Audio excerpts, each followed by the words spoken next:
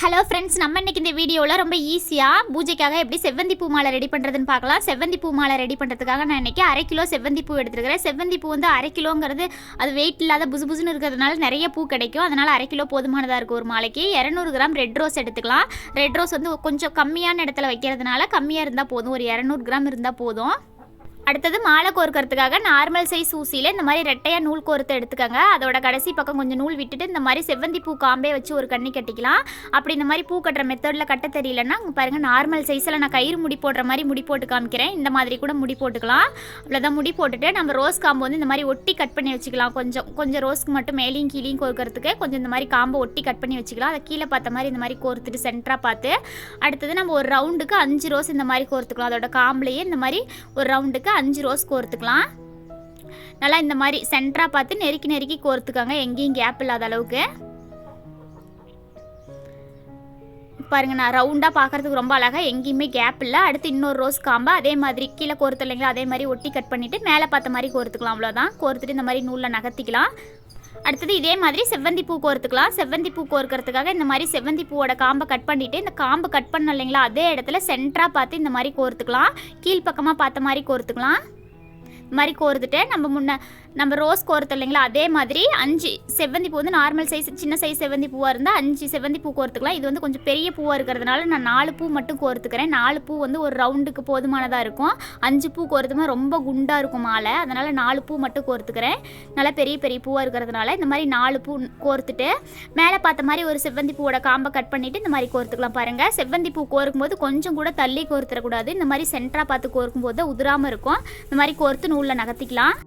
அவ்வளோதான். அடுத்தடுத்து இதே மாதிரி கோர்த்துக்கலாம். கீழே பார்த்த மாதிரி ஒரு செவ்வந்தி பூவை காம்பை கட் பண்ணிவிட்டு கோர்த்துக்கோங்க. அடுத்து ரவுண்டாக 4 செவ்வந்தி பூ கோர்த்துட்டு காம்பை கட் பண்ணிவிட்டு மேலே பார்த்த மாதிரி ஒரு செவ்வந்தி பூவை கோர்த்துக்கலாம். அவ்வளோதான். இந்த மாதிரி நம்மளுக்கு எவ்வளோ நீளம் மாலை வேணுமோ அவ்வளோ நீளம் கோர்த்துக்கலாம். இதுக்கு முன்னாடி வீடியோவிலே சொல்லியிருக்கிறேன், மாலை கோர்க்கறதுக்கு ஹெவியான நூல் பார்த்தீங்கன்னா ஃபேன்சி ஸ்டோரில் பைண்டிங் நூல்னு கேட்டால் கிடைக்குது. அதனால நல்லா ஸ்ட்ராங்காக திக்கான நூலாக இருக்கும். இது வந்துட்டு நம்ம வாசக்கால் மாலையெல்லாம் ரெடி பண்ணுறோம் இல்லைங்களா, நல்லா வெயிட்டாக இருக்கும் இல்லைங்களா, அதெல்லாம் கோர்க்கும் போது நல்லா ஸ்ட்ராங்காக இருக்கும், அக்கவே அக்காது. நீங்கள் மாலை நல்லா பெரிய மாலையாக கோர்க்கிறதுனா அந்த மாதிரி நூல் வாங்கி கோர்த்துக்கலாம். அது ஒரு கண்டு 15 ரூபா ரேட் அந்த மாதிரி தான் வரும். அடுத்து ஊசியும் பார்த்தீங்கன்னா நிறைய பேர் கேட்டிருந்தீங்க. ஊசியும் வந்து சாதாரணமாக ஃபேன்சி ஸ்டோரில் சின்ன மளிகை கடையில் கூட கிடைக்கிது. நார்மலாக பூ கோர்க்கிற ஊசி சின்ன சைஸ் ஊசி இருக்குது இல்லைங்களா, அதை விட கொஞ்சம் பெரிய சைஸ் ஊசி, அவ்வளோதான். இதை தேடி நம்ம எங்கேயும் அலைய வேண்டாம். பக்கத்தில் இருக்கிற சின்ன மளிகை கடையில் கூட கேட்டு பாருங்கள், கண்டிப்பாக கிடைக்கும். அடுத்தடுத்து பாருங்கள், செவ்வந்தி பூ வந்து எவ்வளோ நீளம் வேணுமோ அவ்வளோ நீளம் கோர்த்துக்கலாம். சென்டரில் ரோஸ் வைக்கிறதுனால வச்சுக்கலாம். நான் வந்து இன்றைக்கி சென்டரில் ஃபுல்லாக எல்லோ கலர் செவ்வந்தி பூவும் ஃபஸ்ட்டும் லாஸ்ட்டு மட்டும் ரெட் ரோஸ் வச்சுக்க போகிறேன். அவ்வளோதான். லாஸ்ட்டுக்கு வந்துட்டோம். முன்னாடியெல்லாம் செவ்வந்தி பூ கோர்த்து இல்லைங்களா, அதே மாதிரி ரோஸும் கோர்த்துக்கலாம். செவ்வந்தி பூ பெரிய சைஸ் பூவாக இருந்ததுனால ஒரு ரவுண்டுக்கு 4 பூ வச்சுக்கிட்டோம். ரோஸ் வந்து சின்னதாக இருக்கிறதுனால ஒரு ரவுண்டுக்கு 5 ரோஸ் வச்சுக்கலாம். அவ்வளோதான். இந்த மாதிரி கோர்த்துட்டு எக்ஸ்ட்ரா இருக்கிற காம்பெல்லாம் இந்த மாதிரி கட் பண்ணிடலாம்.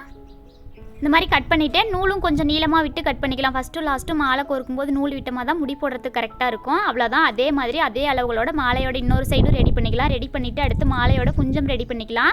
மாலையோட குஞ்சம் ரெடி பண்ணுறதுக்காக அதே ஊசியில் ரெட்டையாக நூல் போட்டுக்கலாம். கொஞ்சம் கம்மியான நீளத்துக்கு போட்டுக்கலாம். கடைசி பக்கம் செவ்வந்தி பூ காம்பே வச்சு ஒரு கண்ணி கட்டிக்கலாம். அப்படி இல்லைனா இந்த மாதிரி துளசி வச்சு கட்டிக்கலாம். இல்லைனா குண்டாக ஒரு 2-3 முடி நல்லா குண்டாக முடி போட்டுக்கோங்க, போதும்.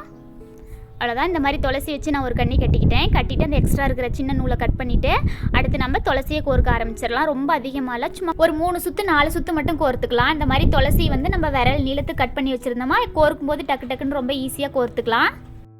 நம்ம துளசிக்கு பதிலாக வேப்ப இலை மறிக்கொழுந்து கூட கோர்த்துக்கலாம். இந்த மாதிரி கொஞ்சம் நீளத்துக்கு கோர்த்துட்டு நம்ம மாலையில் கோர்த்தோம் இல்லைங்களா, அதே மெத்தடில் இந்த இடத்துல செவ்வந்தி பூ கோர்த்துக்கலாம்.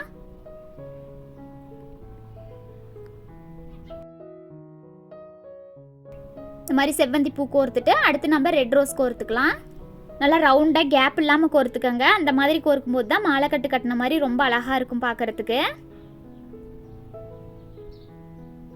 நம்ம மாலையில் எந்த மெத்தடில் கோர்த்தோமோ அதே மெத்தடில் தான் நல்லா ரவுண்டாக நெருக்கமாக கோர்த்துட்டு மேலே பார்த்த மாதிரி ஒரு ரோஸை கோர்த்து நூலில் நகர்த்திக்கலாம். பாருங்கள், அடுத்தும் நம்ம கீழே செவ்வந்தி பூ கோர்த்தோம் இல்லைங்களா, அதே மாதிரி இந்த இடத்துலையும் செவ்வந்தி பூ கோர்த்துக்கலாம். அடுத்து நம்ம முன்னாடி துளசி கோர்த்த மாதிரி இங்கேயும் ஒரு 4 ரவுண்டு 5 ரவுண்டு துளசி கோர்த்துக்கலாம். இந்த மாதிரி கோர்த்துட்டு கொஞ்சம் நீளத்துக்கு நூல் விட்டு கட் பண்ணிக்கோங்க. அவ்வளோதான். அடுத்து நம்ம மாலை முடி போட்டுக்கலாம். பாருங்கள், மாலை முடி போடும்போது நம்ம இந்த மாதிரி டைரெக்ஷனில் வச்சுட்டு முடி போடும்போது தான் சென்டரில் கேப் விழுகாது.